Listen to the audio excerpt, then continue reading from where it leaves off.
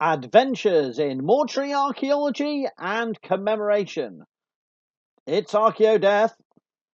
Welcome to my contribution to the Festival of Ideas. My name is Professor Howard Williams, and for the next 45 minutes I'll be debating death, the archaeology of the past and the present. Archaeology is the discipline that brings us face to face with our mortality, that explores where we came from, who we are, and where we might be going, both in terms of life ways, but also death ways. Because the archaeological record not only gives us that deep time, complex story of the development of us being us in almost every sense, but in particular our engagements with the limited nature of our span of time on this planet. And I thought this would be a good way to get you thinking about the many challenges and the many possibilities of working with archaeological data to tell a story that's fundamental to who we are, where we came from, who we are, and where we're going. Two examples of literal face-to-faceness to begin with. Two very popular, well-known examples, one from Britain, one from Denmark, where you can encounter the dead in museums across the land and in many parts of the world, although there are other parts of the globe where traditions and practices have moved away from displaying the dead. The archaeological remains of once living, long dead people are some of the most tangible, corporeal ways we can actually encounter the dead in a safe and meaningful way outside of the heightened emotions and uncertainty of the passing of loved ones or the unsuspecting encounter with the dying and the dead in the landscape. And so, just to remind you of this is Alexander Keeler Museum in National Trust run Avebury, part of the UNESCO World Heritage Site. Part of it has still got a government plans and National Road Agency plans to plough a road right the way next to Stonehenge, but up at Avebury there's already roads running through the middle of the Neolithic monument. There's also a small museum, and there's been both controversy and generations of school kids to old people engaging with the skeleton of a Neolithic child that was excavated at Windmill Hill close by. And so there you see a girl looking into the display case at Avebury onto the remains of this child who lived for a very short time, over 5,500 years ago, in the Wiltshire landscape. That's a skeletal engagement face-to-face with the dead that we can encounter in our museums. And the other one is Tolland Man, one of the most famous of the Northern European bog bodies. These are well-preserved humans that were killed on purpose and deposited into watery locations, into bogs. And because of the anaerobic conditions, the lack of oxygen, we have this spectacular preservation upon discovery by accident, and sometimes during archaeological excavations in our modern era. So we literally come face to face with an Iron Age person in the well-preserved fleshed remains. So this is one way in which we come face to face with our mortality. By exploring the distant past, we find ourselves encountering questions that affect us all right up to today, and about the future, of course, too. And this has been a focal point of my research over the last 25 years, from my undergraduate thesis, my master's, my PhD, and my time as teaching and researching at various higher education institutions. This is important information because it sheds light on the past, but it also matters to the present. And so I thought I'd give you some case studies, two case studies, about the importance of archaeology as a discipline for allowing us to think about origins and diversity in the experience and dealings with the dead. Now, I'm going to split this talk in two halves, and my first half, is the really thorny big question, both are big questions, but the origins and diversity of the death and dying in the distant past. When did humans start to honour the dead, to recognise we're mortal, and start to dispose of the dead? This is one of the big questions that only archaeologists can answer. And surprise, surprise, the debates of how we identify the origins of death itself in the archaeological record, not the origins of mortality itself, but the origins of recognition, experience, engagement with mortality, is one of these big, mega questions that archaeology alone can answer. And there's many different aspects to this, because our recognition of our mortality has often been broached with something that makes us human, makes us different from all other species on the planet.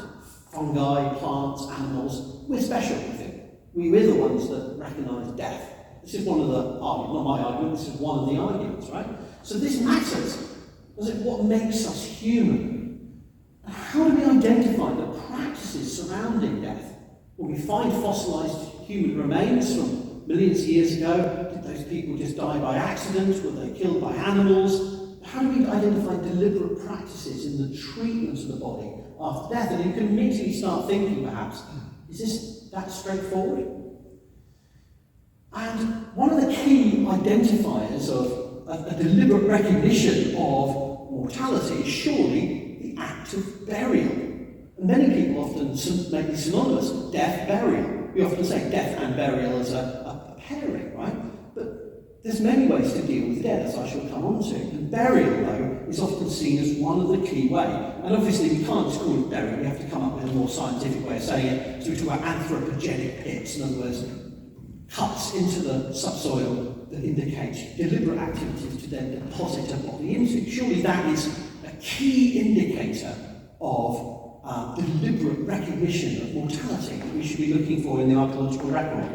And here on the slide is one example of that. This is the Shanadar cave in Iraqi Kurdistan, somewhere around 70,000 years ago. And this is really important because it's a series of burials of pre-modern humans. These are Neanderthals.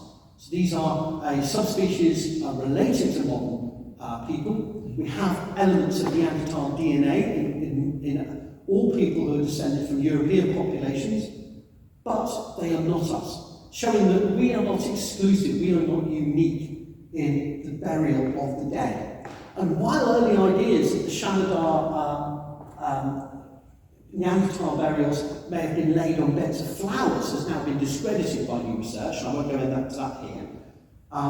These are generally accepted as likely, if not conclusive, deliberate burials in a cave environment.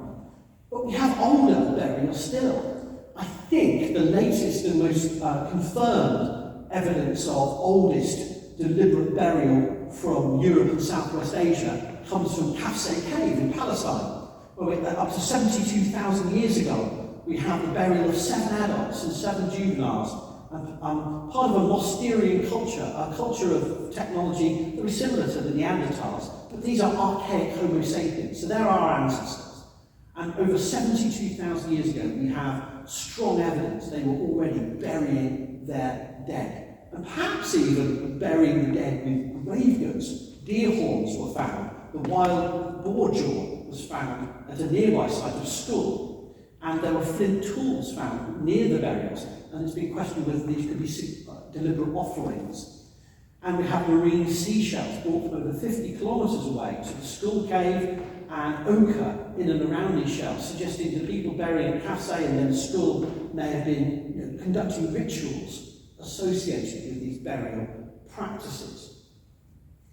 Slightly younger, but for Africa, we also have an archaic Homo sapien burial from Pandi Yasaida Cave in modern Kenya. And this dates to about 78,000 years ago.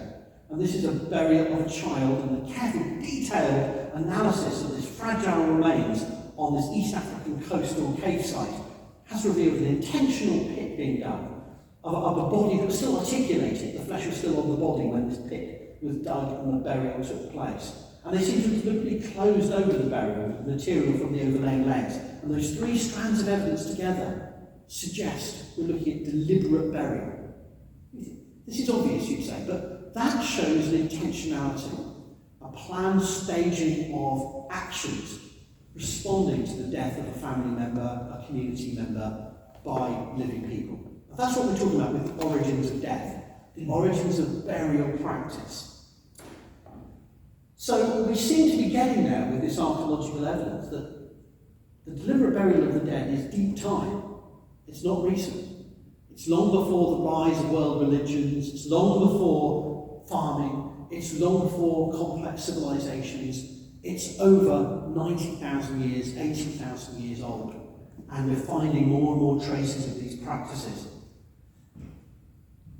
And this is where the past and the present intersect, because the most recent debate you might have heard of, because it's been on Netflix in a big documentary, Cave of Bones, is unknown. Sorry, everything's going to be unknown. Which always is this thing about archaeological documentaries done by major American-based production companies. Everything's unknown. And I don't quite understand, well, how is it so unknown? How are we hearing about it? Anyway, let's not go there. The Unknown Cave of Bones, the Netflix documentary is called. And this is about a hominid species that is definitely not our ancestor, but had a small brain, small scale, small size, but seems to have been, the argument is, from the Rising Star cave system, that Homo naledi, who is dated roughly 250, 300,000 years ago, may have been not only a user of art, but a barrier of the dead.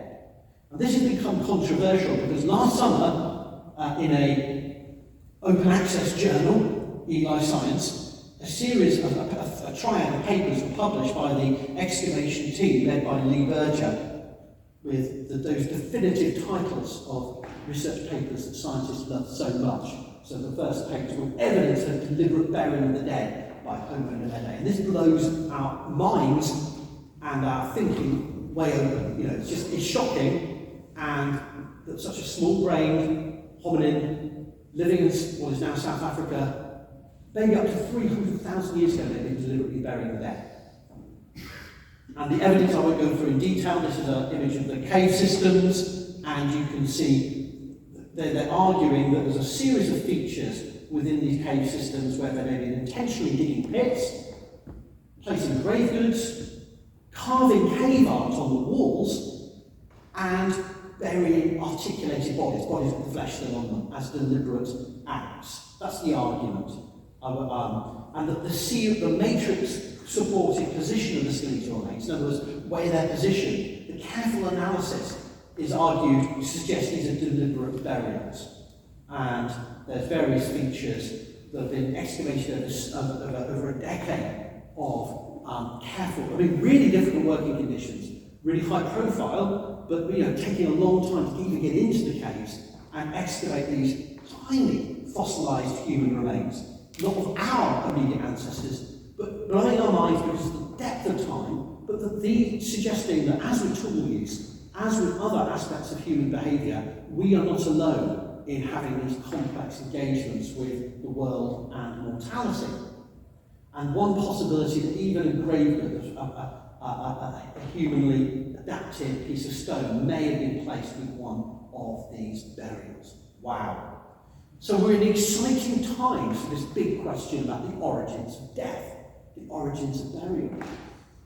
And the art, the argument that it cannot have been created by carnivores or water transportation, that the bodies were deliberately taken all this long way into this cave system in the dark, so they must have used fire to light the way, or felt their way, carrying corpses to carefully deposit the dead in specific locations, maybe partial skeletons, caching the dead, and it's the oldest evidence from Africa by 160,000 years, older than the Penga al-Saida cave that I mentioned, and younger than other evidence I haven't discussed. It's even a bit more sketchy from similar to the Suesos caves in Spain. But my point is that this really sheds new light on the possibility of deep time practices by different hominin species to deal with their mortality. However, with all of this very fragile evidence, there's a lot of controversy, there's a lot of debates, and the big heated 2023 archaeological science and archaeology controversy was, did anyone actually believe this? And this links into the ethics of how we publish, where we publish, and who gets to deliberate these finds, because this was published in a model of open access with published peer review alongside it. And in a fashion that would, I think, cripple my career and most academics' careers, all 4 of the peer reviewers said they don't believe a word of this. I won't read it all out, and I don't know if you can see on the screen, but I'll just quickly zip through these comments. In this current form, the paper, Evidence of the Deliberate Burial of the Dead by Homo naledi, does not meet the standards of our field. Second reviewer, in conclusion, while I acknowledge the importance of investigating potential deliberate burial by Homo naledi, I do not think that in its present form the evidence presented in this study is as robust as it should be. That's quite polite for archaeologists. Third reviewer, in short, my view is that they have an extremely interesting data set, that Homo naledi buried their dead here can't be excluded based on their data, but neither can it be supported here. Reviewer 4. Overall, there is not enough evidence to support the claim that Homo naledi intentionally buried their dead inside the rising star cave system. The reviewers claim there was missing information, taphonomic factors are not explored, stratigraphic evidence is not conclusive, it could be the agency of carnivores, not of living members of the Homo naledi community, and the cave art is not dated and disconnected, and we're not even sure it was made by people. And indeed, following on from those reviewers, later in 2023, in the Journal of Human Evolution, a co-authored paper led by Martino Torres, was in the standard style of science papers now, no scientific evidence that Homo naledi buried the dead and produced rock art. Ouch. Right?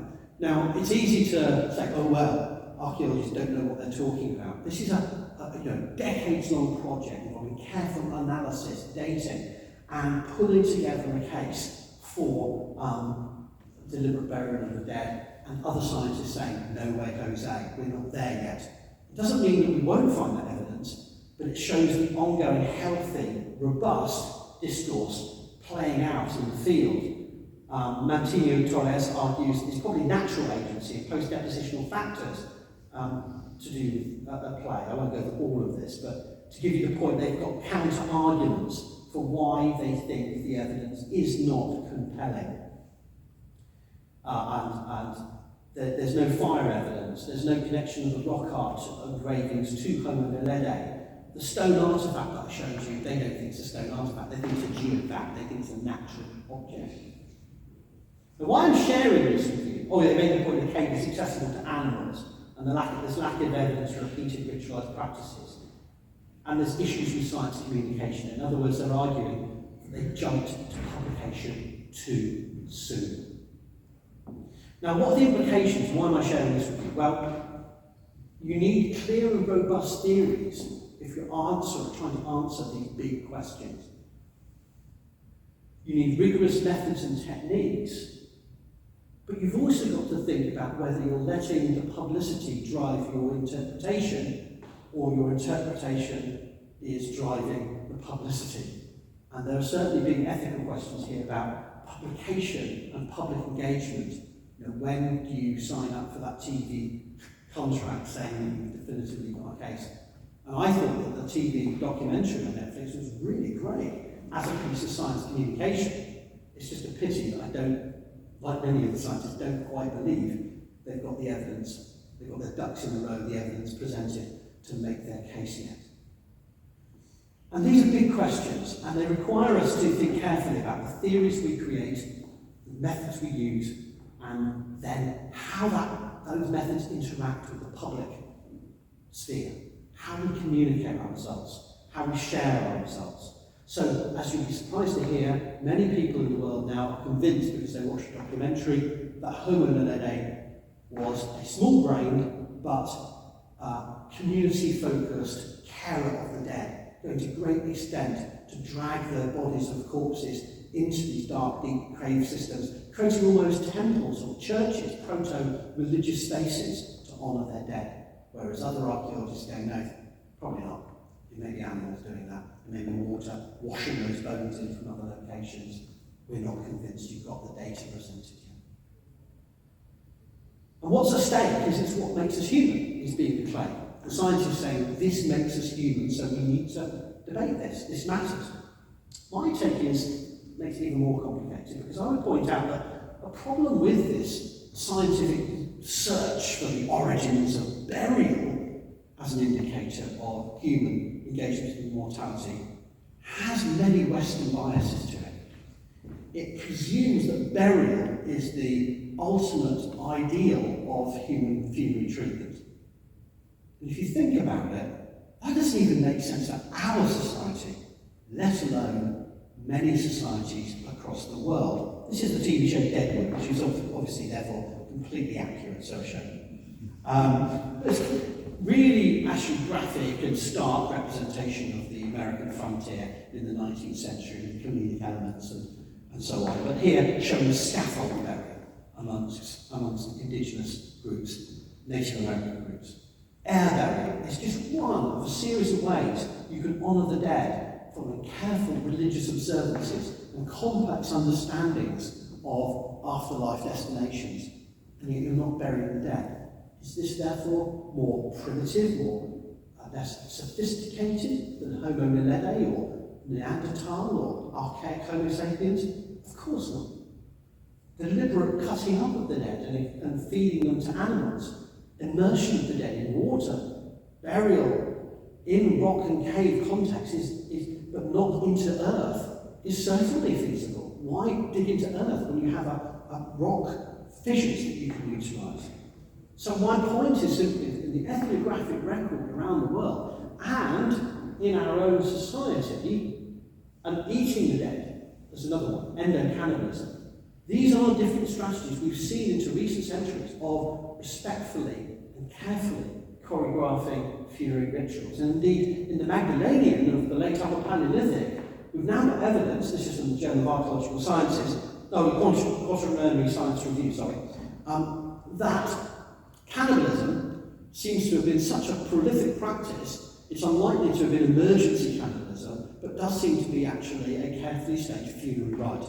You eat your friends and relatives when they die, because that's how you honour them. And this is a practice we find widespread outside the Western world, from Amazonia to Australasia. And so why would we look back at this and see this as necessarily a more, let's get that air quotes, primitive stage of disposing of the dead? And these are societies much more recent than the ones we've been talking about. So 59 sites from the Magdalenian show primary burial and cannibalism, with the argument that around 18,500 years down to 46,000 years ago in Europe, people were eating the dead, and that was just cool. And it's important to remember that from other disciplines, we now know that there's lots of evidence of non-human death rituals. Crows, chimpanzees, dolphins, whales, giraffes are among the animals where structured reactions of different kinds to the death of a group member have been observed. Elephants, African elephants, but also, most recently, Asian elephants, methodically dragging burials, particularly of infants, and burying them, and perhaps even emitting mourning sounds. Now, there's ongoing research needs to be done on this, and I'm not an animal behaviourist, I can't speak with any confidence about this research, but what I'm trying to get across to you is that embedded in that Occidental Western bias is also this entitlement that we must be special, we must be the only ones who recognise death. And the more we look, the more we realise it's not so simple to identify, and actually we may not be alone in any case in this attitude to the dead, this collective action of a herd or group of other animals. And flipping back to ourselves, and to connect to my second case study, we have our own cremation practices. We are now one of the most cremated nations in the world, obviously increased by, in terms of frequency of cremation by other nations such as Japan, but in 80%, or thereabouts, 75-80% of us will be cremated after death. And our cremation landscapes here at crematorium in the southwest of England, and the cremation landscapes extend beyond the gardens to the entire landscape. So you've got in the middle there's hay tor with ashes scattered by a small hawthorn tree on the Dartmoor. Just to make the point that our landscape is populated by the cremated dead. We don't bury these remains, these are scattered. So are we less advanced and engaged with mortality than archaic Homo sapiens, because we're not burying. So I'm trying to problematise this association of burial with mortality and recognition of and practices surrounding it. And this leads to my second case study of how archaeology can try and tackle these big questions, but we've got trouble. And that's not only the origins of burial, but the origins of cremation. Because as I said, we're a cremating nation, and that cremating tradition has its origins in romanticism and medical concerns. In the 19th century, there's the cremation of Shelley on an Italian beach. There's Reading Crematorium, established in 1932. And the study of cremation, of burning the dead as a response to the dead, is an area where historians have been traditionally, phenomenally sloppy. Here's a recent quote from Thomas Lecoeur, The Work of the Dead, Cultural Remains of Oral History. He says, "There's been almost no changes in how the dead were burned from the earliest times until the 1870s, which is demonstrably nonsense if he'd ever looked at any archaeological report." One of the areas of research I've been spending a lot of time looking at is the early Middle Ages, particularly the early Anglo-Saxon period, which is the chronological and cultural definition for southern and eastern Britain in the 5th and 6th centuries, where we find the reintroduction of popular or widespread cremation practices following the breakup of the Roman province of Britannia, which took place in the early 5th century. And traditionally associated with incoming Germanic groups, this cremation tradition operated alongside other burial practices, in which the dead were burned and then placed in ceramic urns and buried with a range of artefacts, some of which had been on the pyre, others which were added after the pyre. And these are some excavated examples. And the idea that cremation has always stayed the same is challenged by this detail-rich archaeological evidence that's been excavated for over the last 170 years. And the detailed analysis of these thousands of cinerary urns shows a variety of practices varying according to the age and gender of the dead person, to do with social identity and status, and also we find varied above-ground structures, including barrows and funerary houses. Some of the dead weren't being buried, they were being placed in sort of above-ground miniature dwellings for the cremated dead. And if you look at this is something I did back for my doctoral thesis back in the day, and it's just simply making a point that within southern and eastern England in the 5th and 6th centuries, individual communities, there are general patterns of the Anglian regions. The eastern England, you've got a more cremating traditions. You've got areas where there's very few cremations, such as Kent and North Yorkshire and East Yorkshire. But you've also got areas, and Wiltshire, but you've also got areas where there's mixed rite traditions, where the dead are being sometimes cremated, sometimes inhumed. It's sort of variability. And the point I'm making here is that as well as looking at the big question of origins, we can look here at the question of diversity. That in any one period and place, the norm is that there are many overlapping, contradictory, seemingly, strategies, technologies for disposing of the dead. There's no single coherent worldview, even in areas where we have supposedly a world religion, to use that sort of problematic term, that's a large-scale religious consensus. We find variety, variability, and this may be to do with a host of social, economic, religious, political, and other factors, including practicality, seasonality, that affect why and how people dispose of the dead.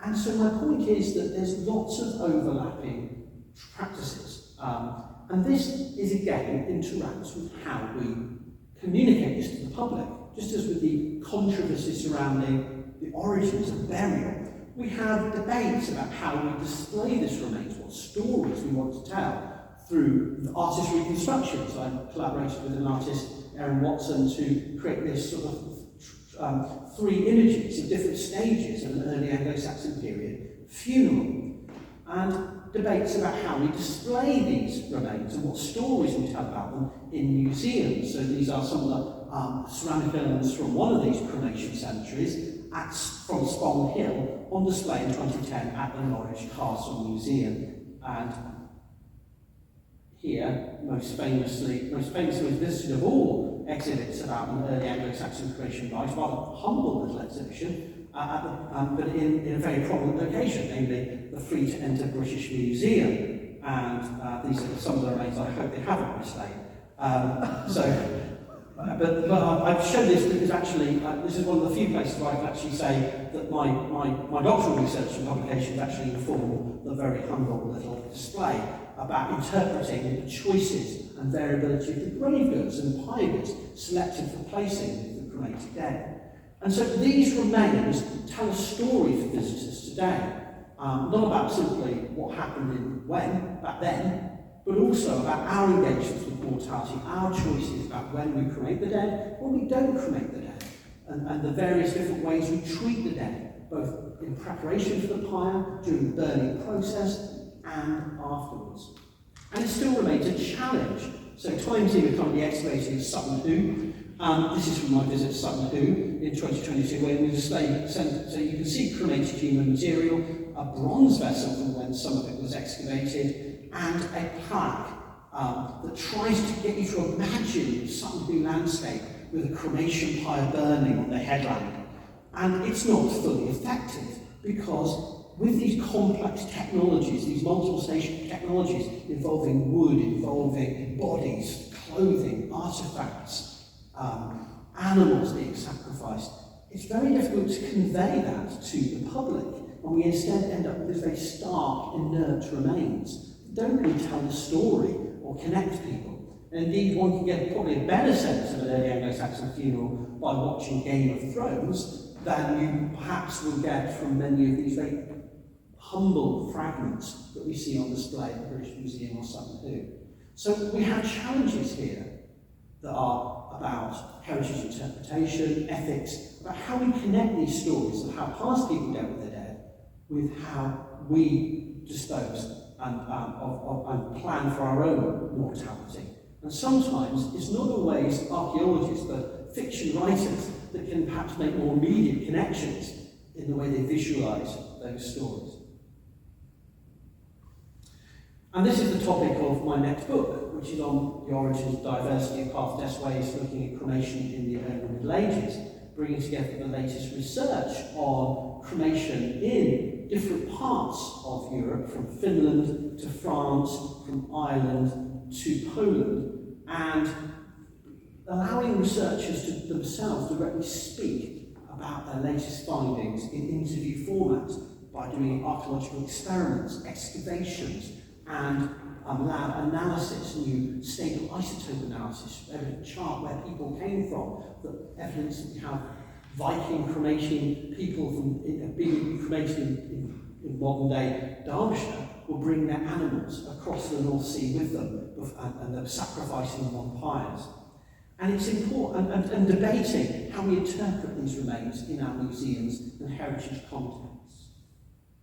So through both of these case studies, I've tried to introduce you to the power of archaeology to bring us face to face with the dead, but many of the challenges we face in interpretation, because it's complicated, it's complex, involves carefully refined theories, methods and practice, but that by doing so, we create a much more rich story about our origins and our diversity of death ways, from prehistory right up to the present day.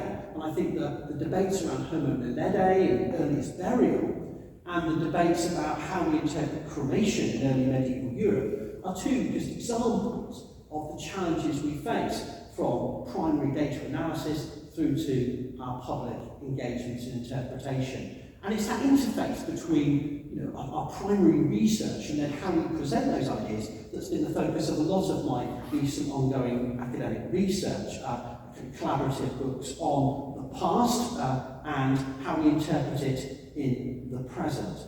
And that's finally, just to let you know if you're interested, one of the things I'm spending a lot of time on in terms of social media is, rather than try to deal with production companies and high budget documentaries, to try and go direct to audiences who are interested in these questions of who we are, where we come from, and where we're going in terms of our engagement with mortality via social media, particularly using blogs and long format videos on YouTube and short format videos on TikTok to try and open this conversation more to different audiences, people who may not traditionally want to watch a TV documentary, whether it's on Netflix or on BBC Two, who may want information about how archaeologists do their work, how we come to our interpretations, how we argue, how we disagree, and how we're trying to push forward the uniqueness of archaeology in being able to shed light on those really big questions by using very careful analysis of specific data sets. So that's the real point of this talk, really, is to get you to think about archaeology, its problems, its potentials, both when we're doing our rigorous analysis in the field, in the lab, in conference debates, on social media, and then into our broader public discourses about who we think we are, where we think we come from, and where we think we're going, particularly in our engagement with mortality. Thank you.